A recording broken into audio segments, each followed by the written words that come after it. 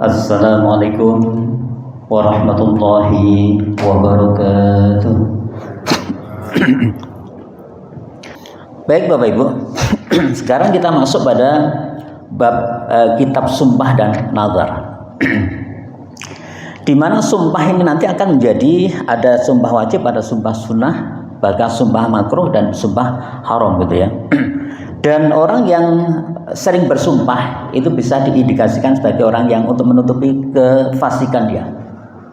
Ya, jadi hati-hati kalau orang dikit sumpah menandakan bahwa mereka adalah ada sikap kemunafikan di dalam diri dia. Untuk menutupi kelemahan dia pakai sumpah sebadan sumpah. Ya. Ini kan barusan kita telah menyaksikan ya, pemenang presiden dan sebagainya. Pasti nanti akan disumpah dan seterusnya. Gitu ya. Maka di sini salah satu sumpah yang diharamkan Allah, yakni sumpah yang tidak serius, bahwa karena dia bersumpah untuk mengambil kepercayaan orang lain, padahal dia untuk berniat untuk mengkhianatinya. Itu sumpah yang haram. Ya. Atau contoh paling sederhananya ngerti. Ada orang yang datang misal ke kita, gitu ya. Kemudian dia ini pinjem. Padahal di saat camat dia sudah niat ngemplang gitu ya, artinya saya pinjam nggak apa-apa. Tapi dia bersumpah, demi Allah nanti saya kembalikan dalam waktu 1 bulan. Saya pinjam 1 juta aja misalnya, demi Allah gitu misalnya. Walaupun kita diajarkan untuk mencatat dan sebagainya, itu baik, berarti kita selamat. Tetapi orang-orang seperti banyak kita jumpai, dia ada indikasi kemunafikan dalam diri dia sehingga dia melakukan sumpah untuk mengambil harta orang beriman. Ini haram. Oke, kita lihat dulu. Kita melihat diri kita dulu. Kita yang ingin menjadi orang baik ya. Gimana kalau kita sudah sempat bersumpah, kemudian kita tidak mampu untuk melaksanakannya, maka ada kafarat nantinya. Baik, Bapak Ibu Allah, kita awali kitab ini ya, disebutkan bahwa di dalam surat Al-Maidah ayat 89, di mana sumpah ini itu disyariatkan Allah dalam Al-Quran, As-Sunnah dan Ijma. Sebagian Allah berfirman, "A'udzubillahi minasyaitonir rajim. La yu'ahidukumullahu bil-lagwi fi aymanikum walakin yu'ahidukum bima aqadtumul aiman." Ya, apabila telah menghukum, ya, Allah tidak menghukum kamu bersumpah disebabkan sumpah-sumpahmu yang tidak dimaksud untuk bersumpah. Ya, illa ya, al-aiman gitu. Tetapi dia akan menghukum kamu disebabkan sumpah-sumpah yang kamu sengaja. Fakaffarathu, maka kafaratnya atau yang kalian melanggar sumpah tersebut, id'amu asrati masakina fi awsati ma tus'imuna ahlikum. Ya, jadi nanti pilihan ini pilihan Bapak ya. Jadi beda dengan orang yang melanggar di puasa Ramadan kemudian melakukan hubungan jima sampai situ. Ini 1, kalau nggak mampu 2, kalau nggak mampu 3 gitu. Kalau ini pilihan, ini boleh ini atau ini atau ini ya. Apa kafarat yang pertama? Yakni kita diberikan it'amu asrati masakin, yang memberikan makan 10 orang miskin, bin ausati matul imuna ahlikum. Ya, jadi kita diperintahkan untuk memberikan makan 10 orang miskin, yaitu dari makanan yang biasa kamu berikan kepada keluargamu. Jadi nggak boleh diberikan makanan yang lebih jelek daripada apa yang biasa dikonsumsi. Artinya kalau jenengan biasa ada di tempat-tempat yang cukup nyaman gitu ya, atau bahkan makannya begitu penuh bergizi, maka nanti yang kita berikan pada 10 orang miskin itu adalah yang kualitasnya sama. Au, nah bagiannya menggunakan kalimat au kiswatuhum. Dia au kiswatuhum, atau memberi pakaian kepada mereka orang miskin tadi. Dari 10 orang miskin. Jadi memberikan makan pada seorang miskin yang sesuai dengan kualitas makanan keluarga kita, atau memberikan makanan kepada 10 orang miskin. Au tahriru raqabah, atau memerdekakan seorang budak. Kayaknya yang ketiga ini nggak mungkin kita lakukan ya, karena nggak ada budak di sini. Ya. Kemudian dilanjutkan di ayat ini, faman lam yajid fasyamu salasati ayyam dzalika kaffaratun aymanikum idza halaftum wa khfadu aymanukum kadzalika yubayyinullahu lakum ayatil la'allakum tashkurun. Ya, maka kafaratnya jika barang tidak sanggup melakukan semua ya, jadi dikatakan faman lam yajid manakala barang siapa tidak mampu melaksanakan 3 hal tadi, fasyamu salasati ayyam, maka puasalah 3 hari berturut-turut. Ya, kayaknya lebih ringan pilih puasa 3 hari gitu ya. Dzalika kafaratu aymanikum idza halaftum. Yang demikian itu adalah kafarat buat sumpah-sumpahmu bila kamu bersumpah dan kamu langgar. Wahfadzu aymanakum, ya, dan jagalah sumpah karena iman tersebut. Kadzalika yubayyinullahu lakum ayatihi la'allakum tashkurun. Demikian Allah menerangkan kepadamu hukum-hukumnya agar kamu menjadi pribadi yang bersyukur pada Allah Subhanahu wa taala. Bapak Ibu ya, jadi jelas sekali ini kaitannya dengan sumpah, kemudian sumpah nanti juga kita akan dengan nazar. Walaupun nanti kita akan jumpai ayat hadis Bapak Ibu, nazar itu sebenarnya disarankan untuk tidak dilakukan. Ya, itu makruh, ada hukum begitu. Kenapa? Karena nazar itu adalah bentuk kepelitan, pelitnya orang beriman untuk beramal sesuatu, mensyaratkan sesuatu. Ini menandakan bahwa dia pelit untuk melakukan satu kebaikan. Itu nazar. Baik, coba kita teruskan. Nuzur adalah bentuk jamak daripada kata nazar, yaitu mewajibkan seseorang sesuatu untuk menjadi yang tidak wajib, ya. Mewajibkan sesuatu yang tidak wajib menjadi wajib karena nazar tersebut. Baik, Bapak Allah, yang pertama coba kita perhatikan terkait dengan nazar ini. Sempat Umar bin Khattab membuatkan satu nazar, ya, di satu kafilah mengatasnamakan ayahnya. Kemudian Rasulullah mengetahui, maka beliau melarangnya. Artinya Bapak Ibu, sumpah itu hanya boleh atas nama Allah saja, gitu ya. Bismillahirrahmanirrahim. Ibnu Umar, dari Ibnu Umar, jadi Abdullah bin Umar radhiyallahu anhu. Jadi ini putranya sendiri yang meriwayatkan. An Rasulullah SAW, dari Rasulullah SAW, annahu, bahasa sesungguhnya atraka Umar bin Khattab. Ya, dia menjumpai Umar bin Khattab fi rakhbin, dalam sebuah kafilah.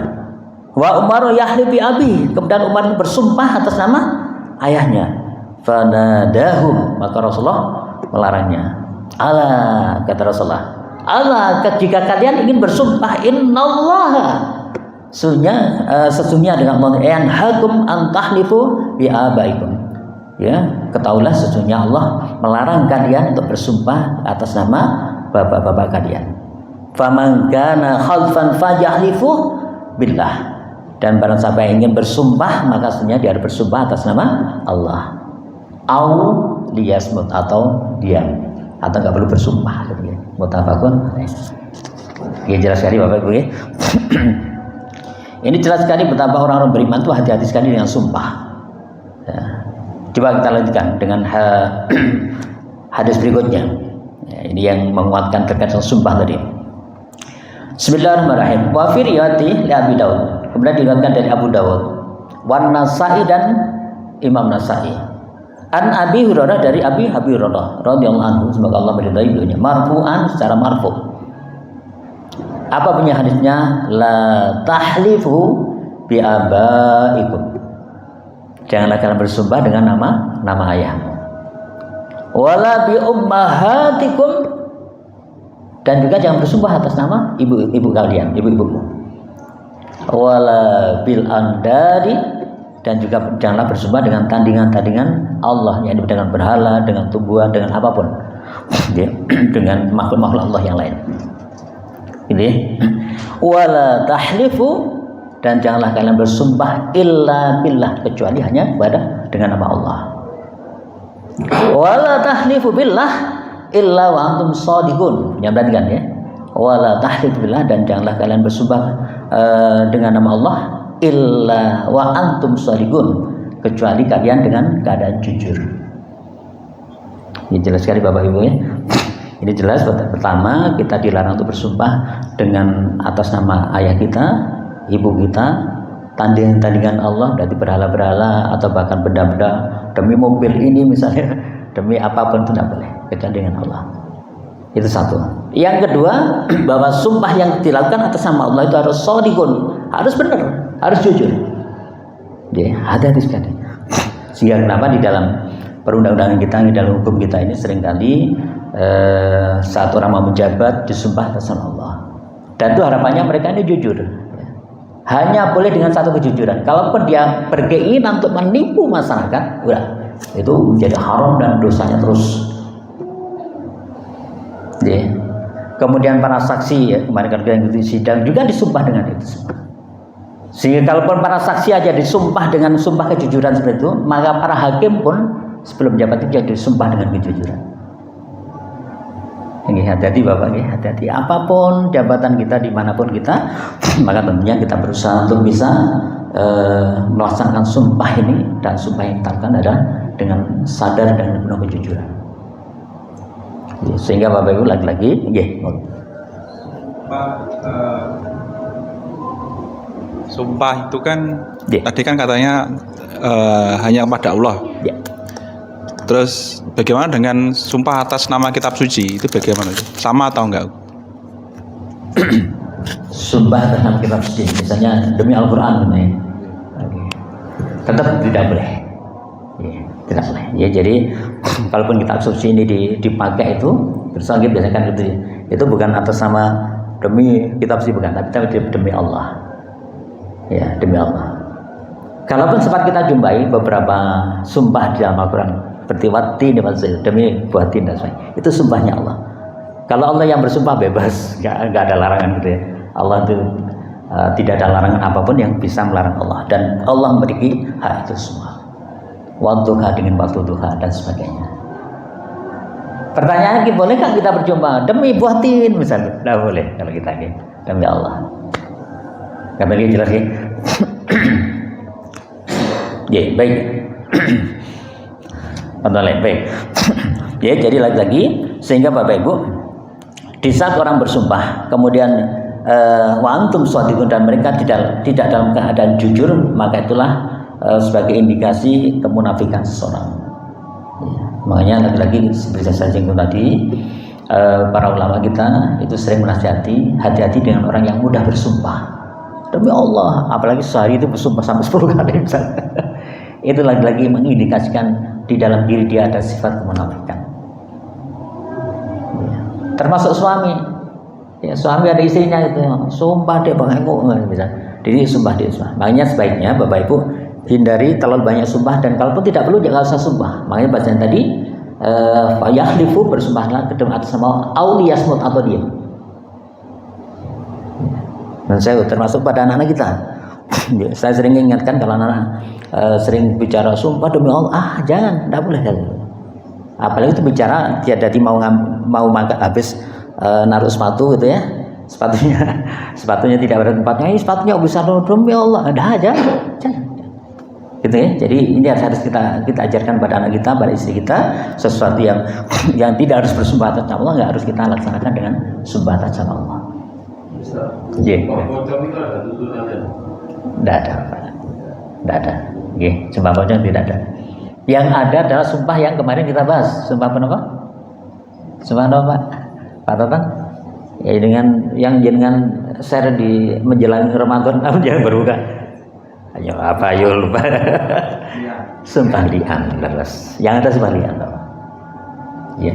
Yang ada sumpah li'an cuman akhirnya disesuaikan. Sumpah pocong di Indonesia ini dipocongi tapi sumpahnya li'an. Oke, sumpah li'an itu ya sama intinya, bahwa sumpah pertama demi Allah saya tidak melakukan ini, demi Allah saya tidak melakukan ini.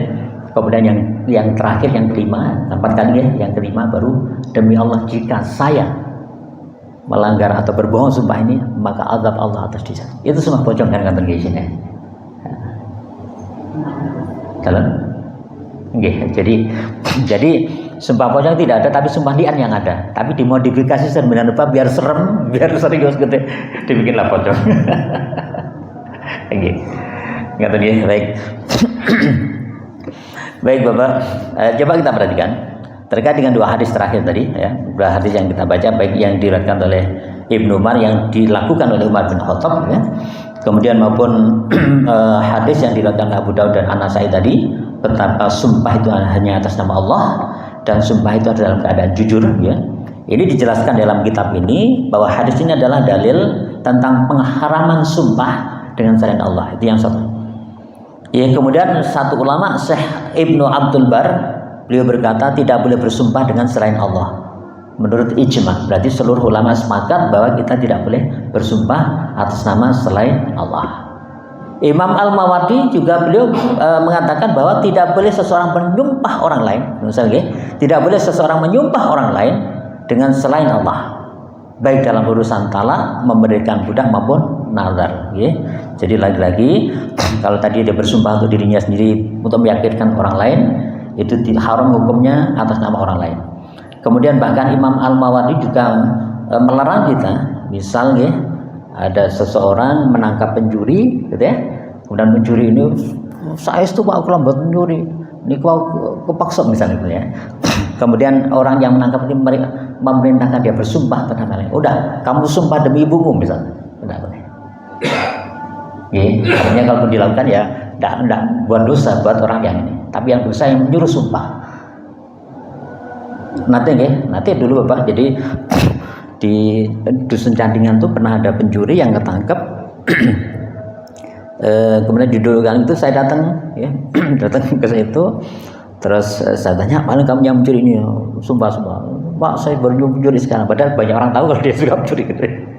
Karena dia orang udah jauh dari situ. Moga-moga. Mengucapkan sebuah janji dengan kata insya Allah, apakah setara dengan sumpah yang dikatakan dengan demi Allah atau wallahi, ataukah di bawah derajat daripada sumpah dengan kata demi Allah atau wallahi? Terima kasih Ustaz. Baik, insya Allah nanti masuk sebenarnya di hadis yang terakhir masuk. Ini kita berjanji atas nama dengan kalimat insya Allah. Dan ternyata disampaikan di dalam kitab ini bahwa berjanji atas nama dengan kalimat insya Allah itu dia tidak termasuk sumpah. Artinya kalau dilanggar itu menjadi tidak mendapatkan kafarat atau denda. Ini yang seringkali disalahgunakan oleh teman-teman kita gitu.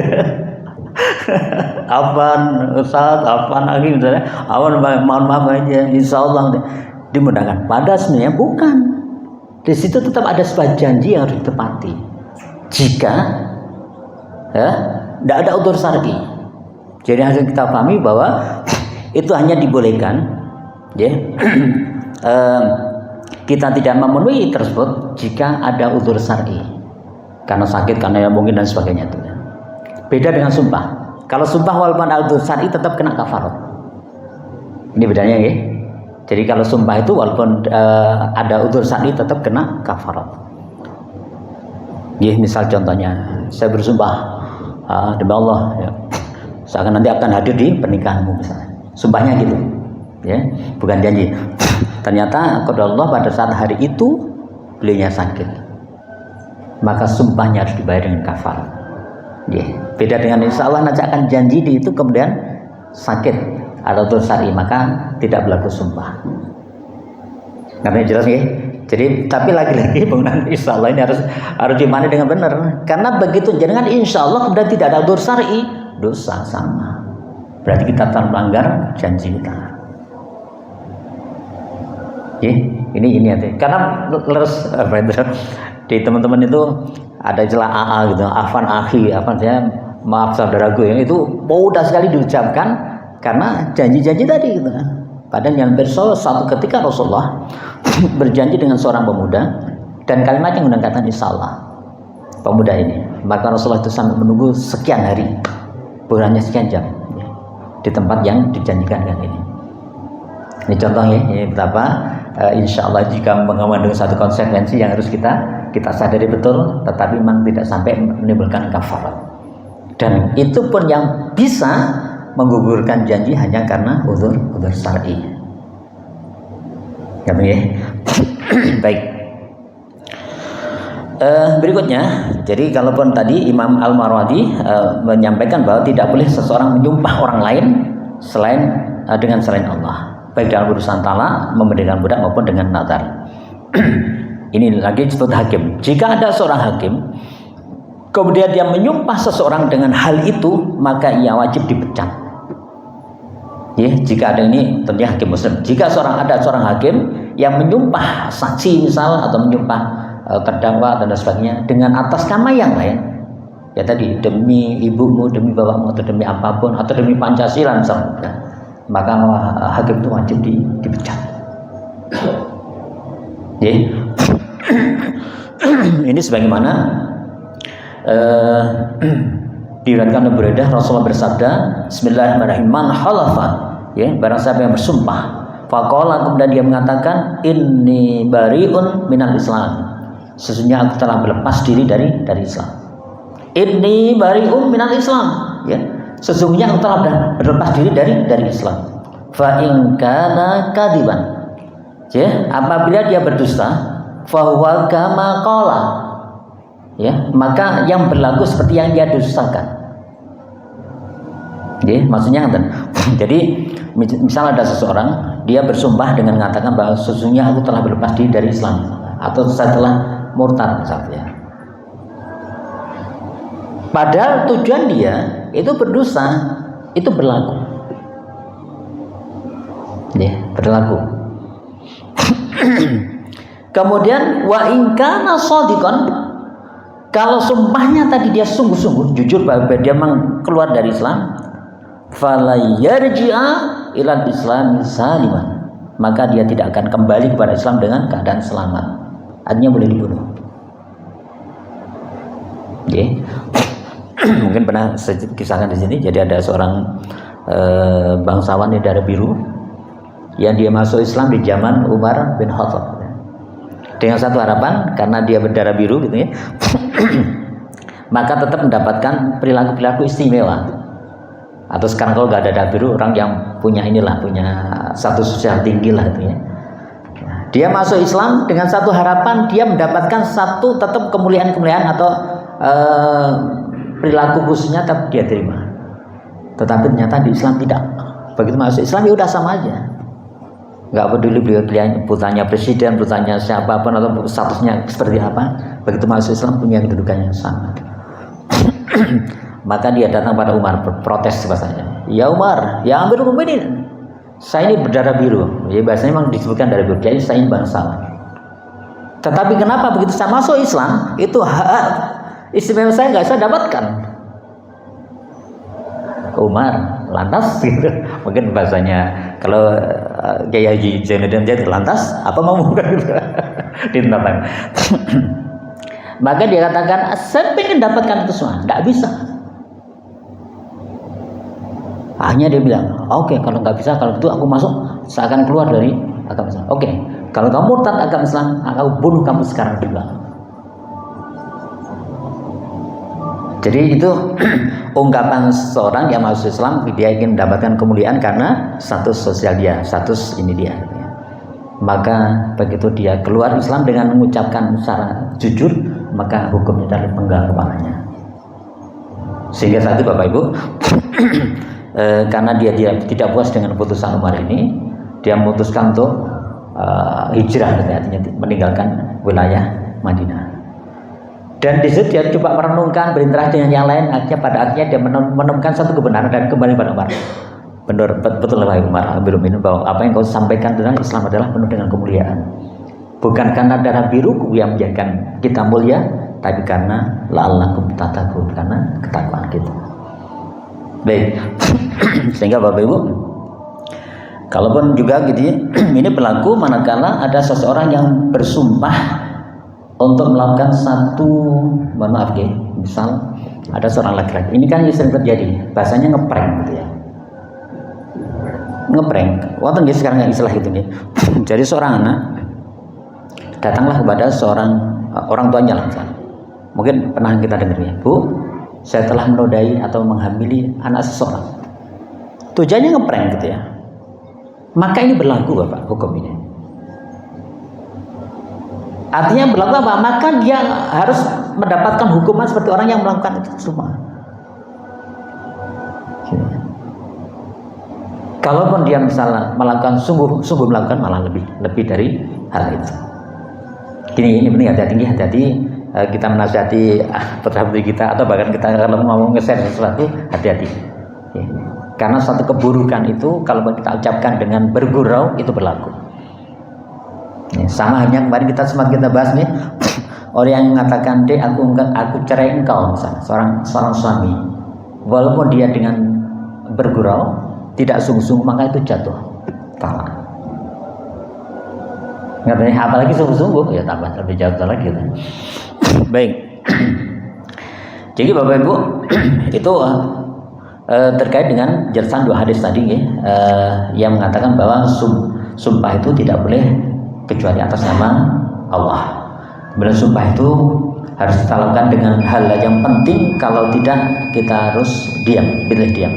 Dan sumpah itu selain kita laksanakan atas nama Allah, maka sumpah itu harus dengan penuh kejujuran. Kalaupun tidak, maka akan berlaku hal yang seperti tadi, dan itu memberikan indikasi kemunafikan seseorang.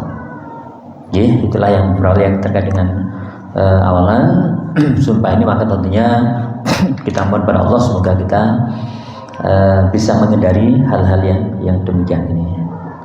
Maka ada yang belum sampaikan. Baik. Walhamdulillahirabbil alamin. Saya mohon maaf, ihdinas siratal mustaqim. Billahi taufiq wal hidayah. Wassalamualaikum warahmatullahi wabarakatuh.